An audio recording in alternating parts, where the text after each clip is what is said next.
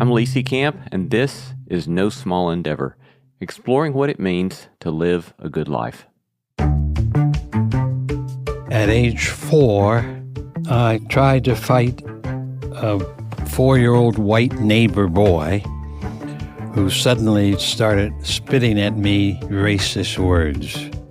This is civil rights leader Reverend James Lawson. My dad's position was that we had to defend ourselves, and my mother's position was they can do it another way.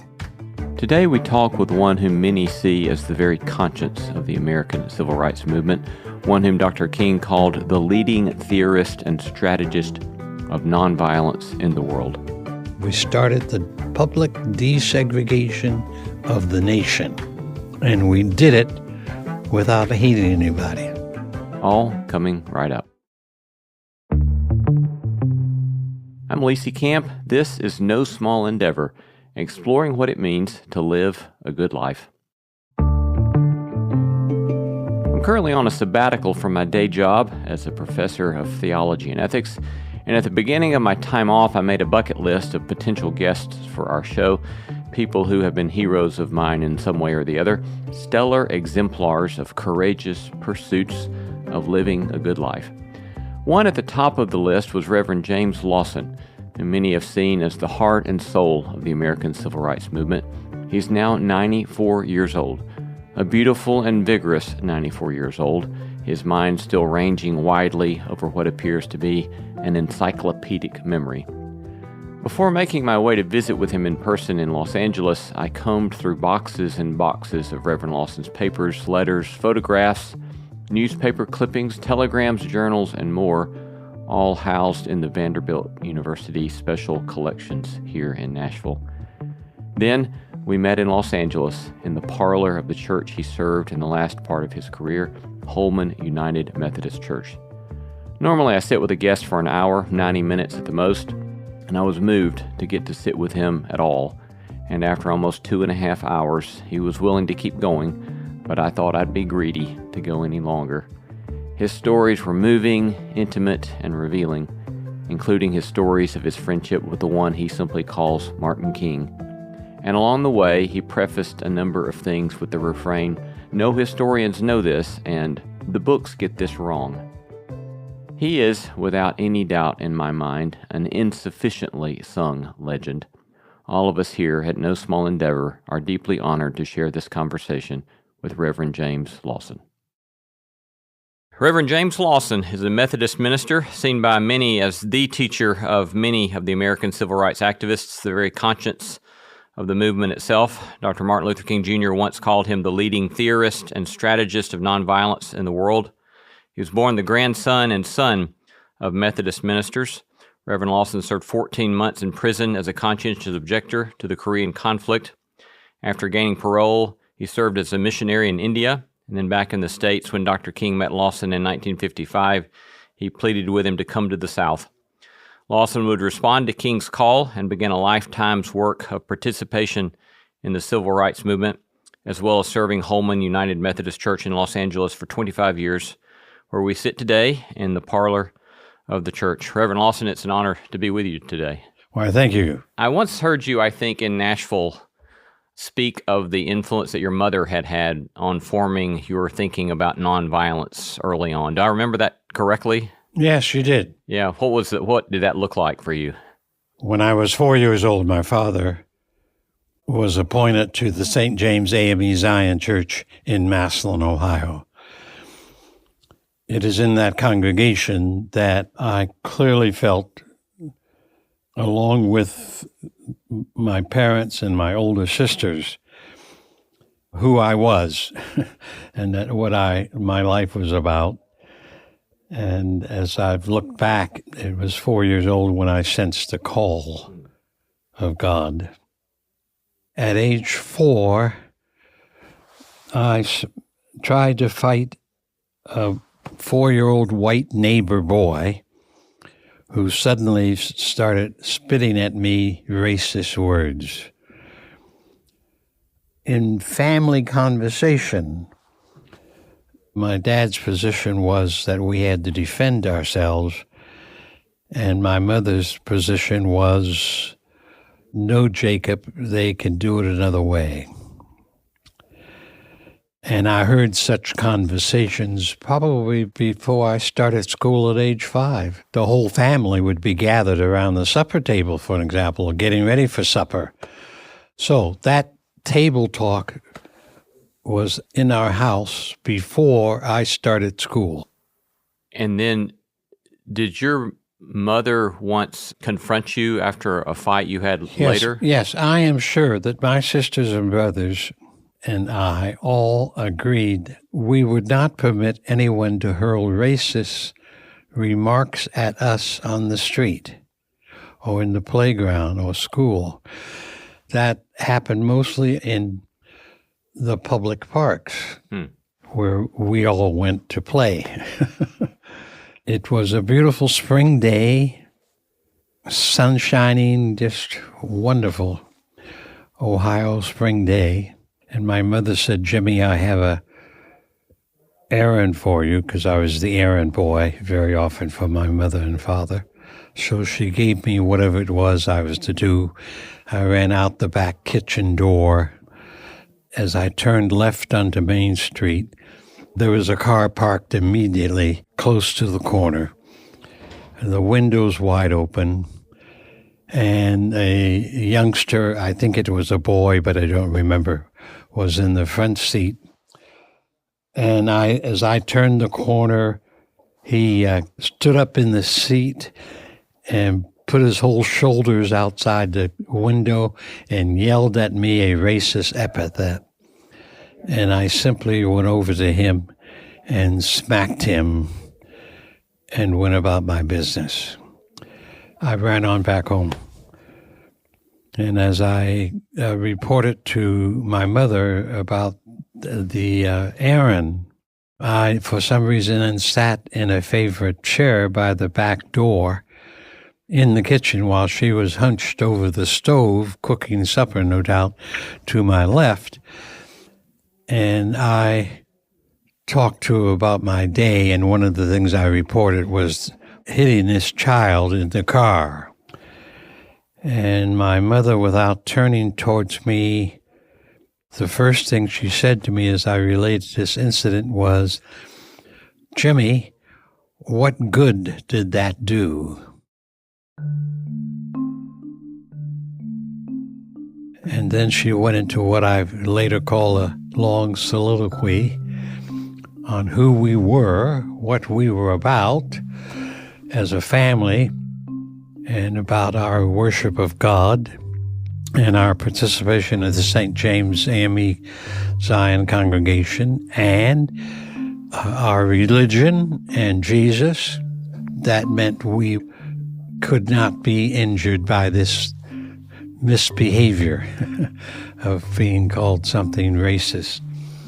And she ended up by saying, there must be a better way.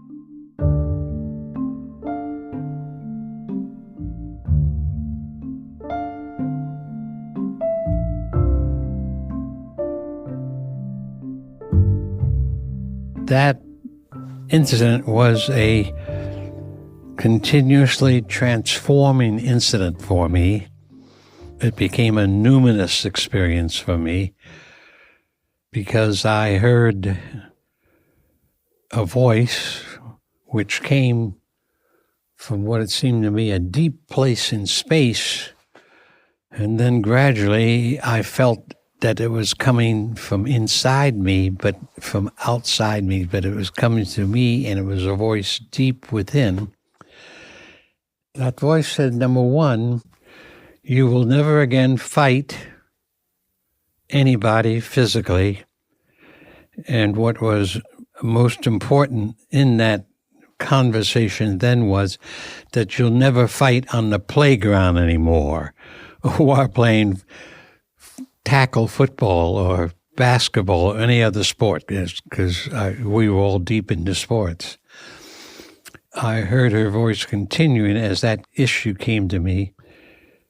And then secondly, as she was talking, I heard the same voice saying, and you will find the better way. Now, this is fourth grade. And so from then on, I never slapped or threw my fist at somebody or tackled anybody in anger over any kind of an epithet, and not over a racist epithet. So actually, my understanding of nonviolence began at least there. So then in your college days, I understand you began to read Gandhi, Tolstoy, and you're also grappling with the question of nonviolence and thinking about Scripture and thinking about your faith. Well, some of the scriptures that had worked out well. I already recognized that Jesus was not somebody condoning violence of any kind or hatred of any kind. Because I was reading the Bible and before school even. It is in my first year in college in 1947 that the history department brought in A.J. Musty, the executive director of the FOR, for a lecture. The FOR is the Fellowship of Reconciliation, founded in 1915 by 68 pacifists, perhaps one of the largest, oldest interfaith peace and justice organizations in the United States. Lawson would subsequently serve in the FOR and be involved in its work for many years. Musty did talk about pacifism and nonviolence and Gandhi. And he's the one, therefore, that introduced me clearly to the Gandhi. And I went to the library and began to read every book I could find on Gandhi. And then you're also, during this time, if I remember correctly, trying to discern what you would do in the face of the draft. And maybe are you talking to your local draft board? Our Selective Service Act required every 18-year-old boy to register. So I registered that September, but I indicated that I didn't know if I was doing the right thing, that I was shaping and forming my life around the call of God in Jesus, and that I hadn't really made up my mind where that process wanted me to operate. So I was registering, but could not know what direction the prayer life and the meditation and the reading would take me. Yeah. 47, I enter college. I've registered. And then I sent my draft cards back. I have come to the conclusion that, like Jim Crow law, which I've refused to obey, selective service law was the second unjust law, which I could not obey. If you check out the unabridged podcast version of this episode, you can get the full story here, but let me summarize. Lawson could have gotten out of the draft for the Korean War in 3 different ways. He could have gotten an exemption as a student in pre-ministerial training, and as a conscientious objector. But he had come to the conclusion that the draft itself was unjust as Jim Crow laws. So rather than take the easy way out through one of the exemptions, he told his draft board that he was a draft resistor. And then he didn't flee the country. He just told them that he would not be showing up for the draft because of his conscience. And then he went on about his life as a student until the FBI showed up to arrest him. He was tried. He was found guilty. You're sentenced to, I think, 36 months in federal prison. That's right, 3 years. I was given a 3-year sentence. And I spent my first night in jail or somewhere in Dayton, Ohio, and ended up at Mill Point, West Virginia, which is a federal prison. I remember I read in some of your papers, some of your diaries from your year there, 13, 14 months in the prison. And one thing that particularly caught my attention. You were, 23 years old at this time, or quite young? Yeah, I was 21 or 22. Okay. So I was struck by, here you are in prison, and in your diary, there's an element of this sort of deep sense of you're not so sure yet that you've surrendered yourself to God. And this sort of sense of maybe I've failed God, or maybe I haven't found the path yet. And yet at the same time, you have enough confidence to have done what you've done to resist the draft and end up in prison. But do you remember that kind of sense of inner struggle that you had? Sure. What was that like for you? Would you talk about that a little bit? Well, now, you need to understand, in the Christian Bible, hearing a call from God through Jesus, follow me, that is a highly inside piece of work.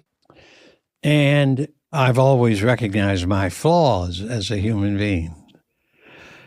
Dorothy Lawson may tell you I don't recognize some of them, but I've tried to recognize my flaws and to not pretend about it.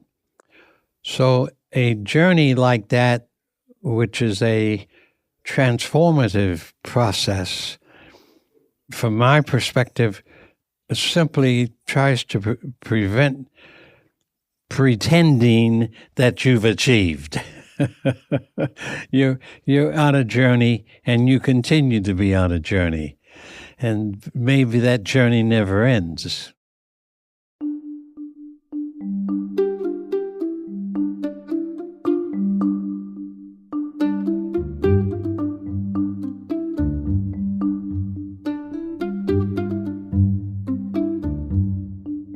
When you think back to those 13, 14 months in prison from this perspective now, late in your life, what did that experience mean for you in your development as a human being?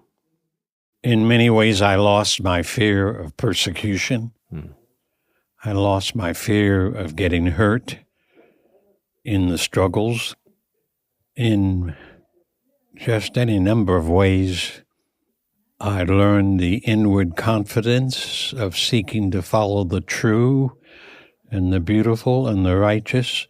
But as I put it back then all the time, and still continue to put that mantra ahead, I learned the benefits of seeking to follow Jesus. So that at 94, there is a kind of a profound sense of living in the presence of the eternal, and a profound sense of responsibility to continue to love and care about life, care about people, and to resist. I more often put it nowadays that I must resist the spiritual forces of wickedness, which in the United States I teach is the inside and the outside of racism, sexism, violence, and plantation capitalism. I've come to the conclusion that these are the four major principalities that the Bible talks of, that I know to be exactly that. They hurt the United States bitterly, and the United States does not recognize it. And because they've been spread by Western civilization, they hurt the world.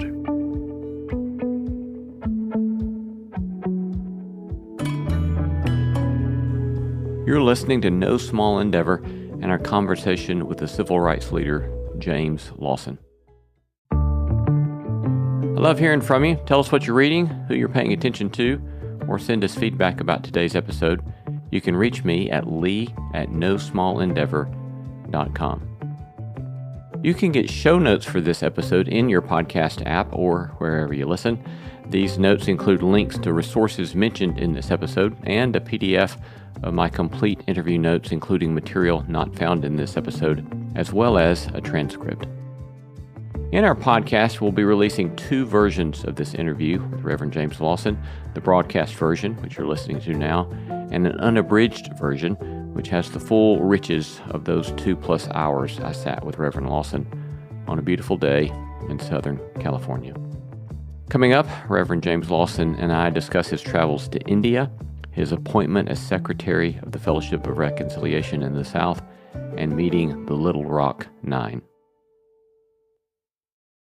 No small endeavor is supported by Lipscomb University's College of Business, recognized as the #1 undergraduate business program in Tennessee for 6 consecutive years. The College of Business develops business leaders who embrace the values and virtues of Jesus. This is not business as usual. This is Lipscomb Business. You can learn more on the web at lipscomb.edu/business. So you're paroled and then spend some time as a missionary in India. I presume in India you continue to learn about Gandhi? Yes, I mean, that's what excited me, because then when I went to India, I had the privilege of meeting a number of the folk in the independence movement. This is 1953 when I arrived there. I had the privilege of meeting Gandhi's right-hand man, Jawaharlal Nehru. I also had conversations with a number of Christians who were in the movement, in the independence movement, and made it my point to visit with them. I visited a couple of Gandhi's ashrams, especially one outside of Nagpur in Wardha.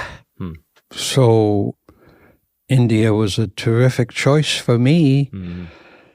I have on my desk today a book that I continue to review by Gandhi that I bought in India. And then it's there that you hear about the movement beginning with Martin Luther King? By the time of 1952, I graduated after prison. I was not thinking of teaching in university or anything like that. I was strictly aiming at the pastorate and dealing with racism. So by 1952, I was convinced out of my Gandhi studies that we black folk could have a massive movement of nonviolence that would shake and change the nation. And so how did you discover about what was happening in the States when you're in India? I subscribed to a number of magazines that got there late, came by ship. But I read Newsweek magazine, Progressive magazine. I read Nation magazine. I think I read Christian Century in India. They all got there 6 weeks late, but that's how I kept up. Yeah. Any particular memory of what it was like when you first heard that the movement was starting in the States? Yes, I was elated. I hollered and jumped and danced around my desk. I was so, that's one of my days that I will never forget. My next door apartment neighbor was a biologist by the name of Christopher Theophilus. Chris came running out of his house and knocked on my door to ask me what in the world was going on. And I told him, I've been expecting this to happen.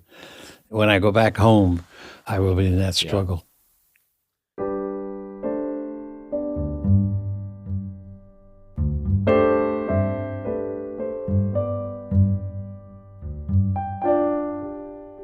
So you come back to the States, and I think you're perhaps back in the Midwest. I go back to Ohio and start my graduate work at Oberlin. In time, you're invited to come to the South to begin working in the movement there? My going to Nashville was not because I was recruited. It was because I had committed myself to, as soon as possible, get into the South to work with Martin King and the movement. I did that before King happened. I was going to go to Atlanta, but when when I called AJ and told AJ, I'm dropping out of school to go south, I'm going to move to Atlanta, he said to me, make no plans about the South until we have talked again, until I called you back. So when he calls me back, he said, why don't you become secretary of FOR for our southern region? And of course, I'm self-financing myself. Right. So I know that's God's will. Yes. I know that's providential that I can move south with the job. Yes, yeah. But my first big operation as Southern Secretary was in Little Rock. Huh. I didn't know that. Yeah. It's left out of the story. Yeah. So what happened in Little Rock? Glenn Smiley is our field director. He meets me in Nashville. He has arranged an apartment for me, and he has arranged an early schedule. So January and February, I'm traveling with Glenn and his wife at places where they have worked, where he has worked, where there are FOR members. There is a need for nonviolent education and counseling. So the first place we go to is Little Rock. My first day in Little Rock, I meet all 9 of the Little Rock students in the living room of Daisy Bates, who was the chairman of the NAACP state chapter. Glenn and I are together. We sit with those 9 students, which have been arranged by local people. FOR members at the School of Medicine arranged it. I asked them right off, what is going on? What are you experiencing? They are experiencing the full assault of the governor, the White Citizens Council, and approximately 100 white students, the names that the NAACP has locally. They've kept the name. All the people who did harassment, they named them and reported it to the Southern Court. I asked them, what are your experiences? They tell us at length. How are you handling it? They said the lawyers and the NAACP and our parents tell us we may not fight back. And there is some anger in me that happens, that's what's going on. And I then eat all my anger up inside, and I say to them, what they actually mean is, you are not to fight back like you are being attacked. You are not to hate as your enemies in the school and the governor hates you. I said, you are to fight back with character. And then Glenn and I introduced them to nonviolence. And they're all baptized people. So we can use Jesus as the model. And one of the very exciting stories that came out of L.A. for me was, I asked them what was the worst thing happening to them.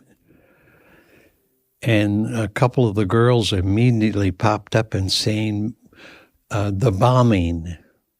And I said, well, what is that?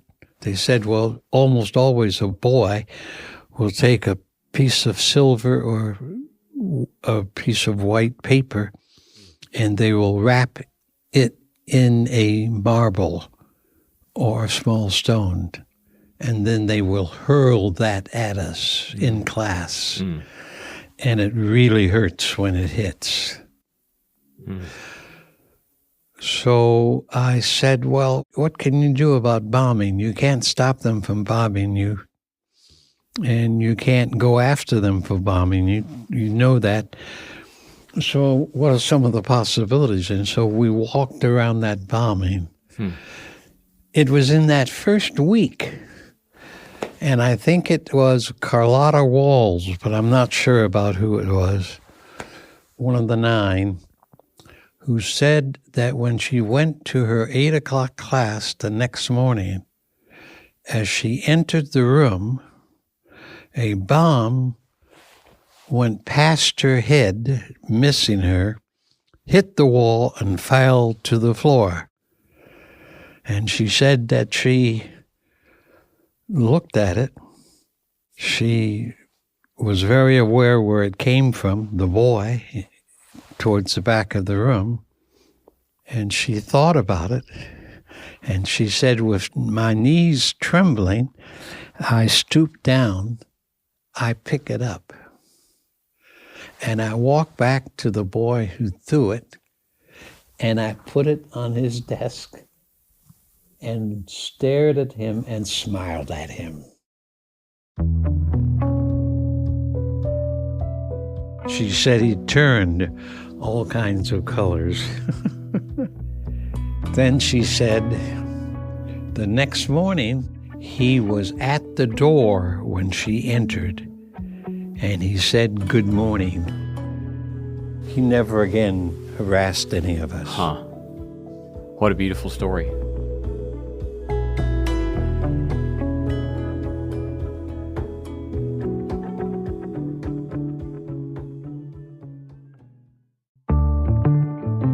In our podcast, we'll be releasing 2 versions of this interview with Reverend Lawson, the broadcast version, which you're listening to now, and an unabridged version, which has the full riches of those 2+ hours I sat with Reverend Lawson there in the parlor of Holman United Methodist Church in Los Angeles. We're going to take a short break now, but coming right up, we'll discuss Reverend Lawson's time with Martin Luther King Jr. on the day he was assassinated in Memphis, as well as some tools that have helped Reverend Lawson on his own road in seeking to live a good life.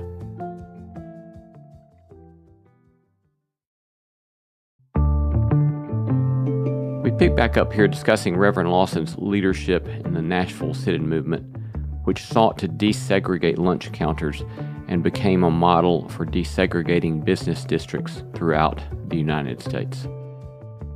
So when you began to send out groups of students to do the sit-in, I wondered what sorts of levels of anxiety are you dealing with personally as you are watching these young people that you've trained go out into these hostile situations? I think the major anxiety they had was, will it work?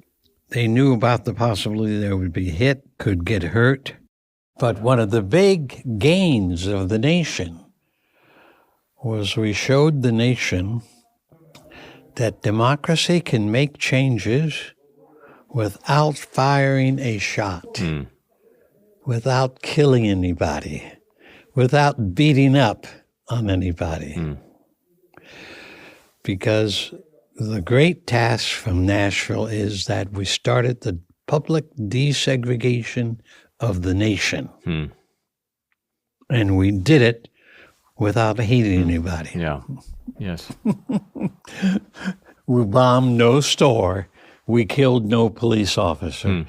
We chased no white boy down the street. And that's almost not written anywhere.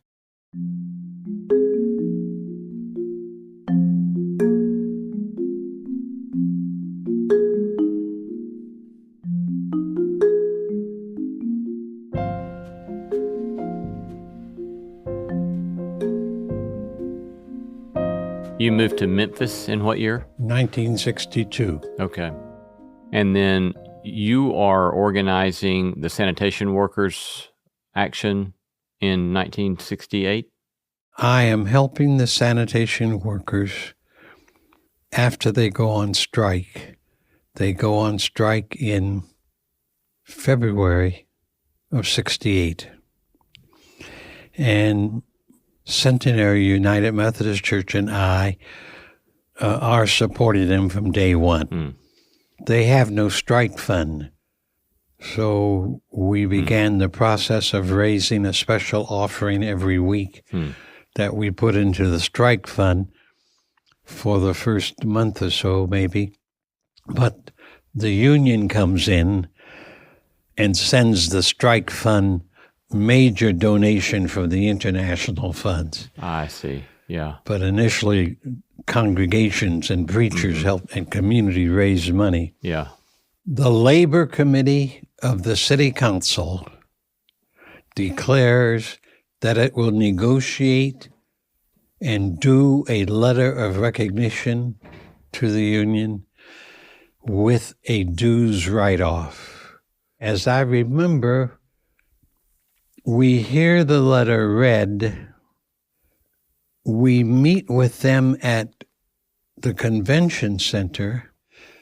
They call for a motion and they agree that the letter will be referred to the mayor for his signature, that the city council cannot properly do it, that the mayor has to sign it anyway. So that's their rationale.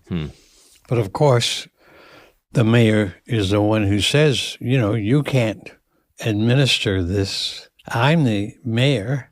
Well, of course, they have made a promise, and the 700 or 800 or 1,000 men with their families, in some cases, begin to shout and yell, scream. And we manage to get order from the stage. I call Frank Holloman, who is the new ex-FBI man who is the commissioner of fire and police, and say to him, we're going to peacefully walk down the main street to Mason Temple for a community meeting with the union. He agrees. And the net result is then we bring 800 or so public works employees out on the intersection and proceed to line them up to march on to Mason Temple. I am in front of one of the major department stores. The march is going well. It is peaceful. Police cars roll out of the side streets. Each car has 4 white officers in it. They drive up right next to the march. About 5 or 6 police cars back, that car is apparently designated to be the antagonist, because that car keeps turning in on the workers. Before we know it, that car has done its job. Workers put their hands in the car. The white officers pour out of the cars instantly with cans of mace, and they mace us all. Some people like myself got more macing than others, but some workers got it, some preachers got it. I had glasses on, so my macing was not as bad as they hoped, although I got it in my ears and a little rolled into my eyes, but otherwise I did not lose the use of my eyes. As that happened, I shouted out, "Let us go to Mason Temple anyway, and we'll still have our meeting." And word got out, and as we arrived there, I walked the whole distance with a escort of police officers, one of whom walked right in front of me and or on the side of me, and kept trying to show how mad he was at me. He didn't strike me, but he kept looking at me as though he wanted to do it. And so there at Mason Temple, we united, and people were pouring in from all over the city. One of the pastors presided. The group decided, number one, the community was going to back the strike fully. They named several of us to a strategy committee. Later on, Harold Middlebrooks, one of our fine pastors just outside the city, called me to say that the meeting told me to call you and tell you You're to call the meeting together and make the plans and do the work. So that's how that organized.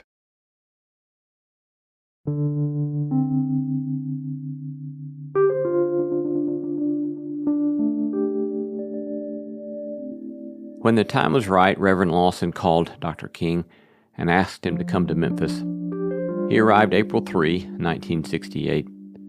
That afternoon brought a thunderstorm, a Memphis deluge, so great that Dr. King considered not going to the Bishop Charles Mason Temple, where the mass meeting was scheduled, thinking no one would be there.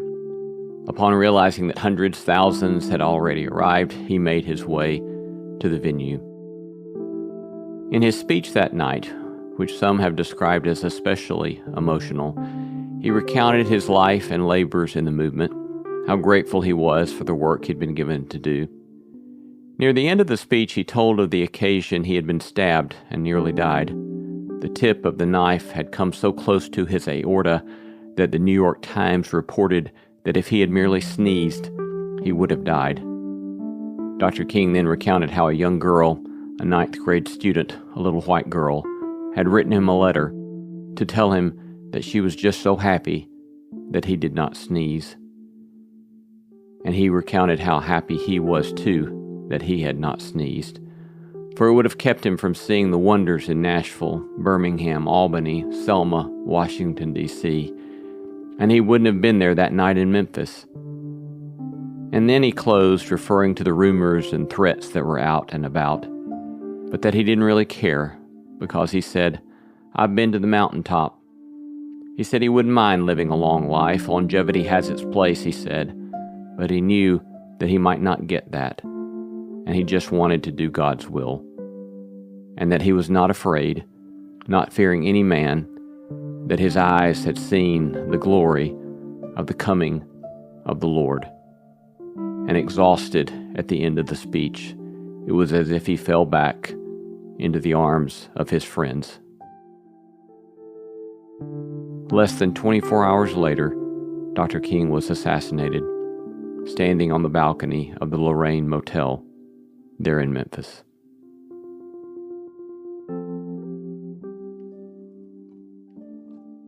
When you think back to Dr. King's assassination there in Memphis, what are memories that stand out for you in that 24-hour period? April the 4th, 1968. I have to tell you that my friend Martin and I were very much like each other. We had read the same books at Morehouse, Baldwin Wallace, and Boston. We had some of the same people teach us at Boston when I finished up at Boston. We were third-generation pastors. Martin and I simply clicked, and part of the reason we clicked is that by 1952, I knew we were going to have a movement. I did not know who was going to emerge, but I saw as whoever was going to emerge was going to be my Moses, and that's the word I used to myself in India and before and after. So I'm doing a memoir. I do not know how many times King and I conferred by phone. I do not know how many times King and I took walks at Penn Center or in Georgia, at our staff retreats, our board retreats, when he and I would take walks for the purpose of talking. And his, in large measure, sharing with me where he thought things were and wanting me to bounce against it so that he could feel that he was moving in the right direction. I can't tell you how often that happened. Yeah. When the sanitation strike began, I canceled going to see him in Miami, where he had called and wanted me to do some nonviolent lectures for preachers he had brought in to try to help them understand nonviolent struggle. I canceled and told him that we're going to run the strike like a nonviolent movement, and that he would be getting word from me because I would want him to come into a mass meeting. We were in court April the 4th. So I was somewhat upset because I had to be a witness in the case against SCLC, being in Memphis, that morning. And Martin insisted that Andrew Young and I, who were to be the witnesses in the federal court, would come by before we went to court. We talked in that morning, and when I asked for the court to let me go, it was after lunch, around 2 o'clock or so. I then went back to where King was at the motel and visited with him about the movement until maybe 5 o'clock, and then went to the strike office to see what things I had to do for the next steps. Then landed at home around 6 o'clock because Dorothy and I had a discipline that I would always be home at 6 o'clock no matter what was going on. And we would have supper on the table with, by that time, 3 sons. And so a little before 6, I was walking into the kitchen, greeting her, and then heard from an alcove the TV interrupted by an announcement that King had been shot. So that tells you my history, a piece of it that day. But I spent probably close to 4 hours with King at the motel before the court opened, and then spent probably close to the same amount of time or more with King after I left court.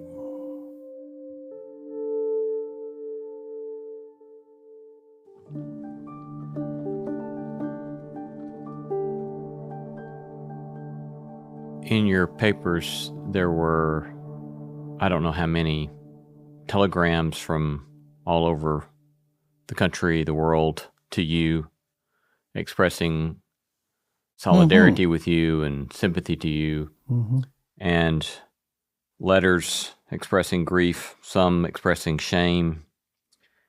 There was one telegram from the Lawyers Constitutional Defense Committee of the ACLU that they had sent identical wires to the White House, SCLC, Andrew Young, and to you. You had a copy of it.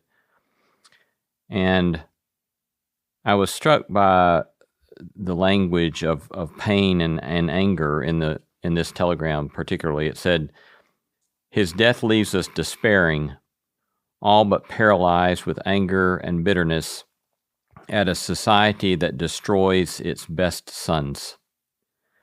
And I wonder, for you being such good friends, did you have to process despair, or what was your own experience of anger or grief like during that time? You have to understand that I am a man of the Spirit. I'm a man of the Scriptures. I'm a man who tries to follow Jesus. So that while I experience grief, I very rarely ever have experienced despair.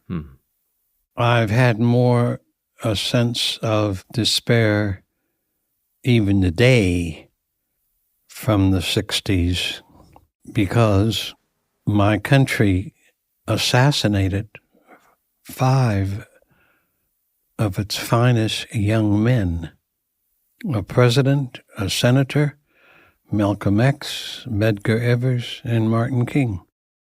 That is the great issue, because forces of spiritual wickedness in the United States assassinated people in order to keep the country from doing what the country should have done.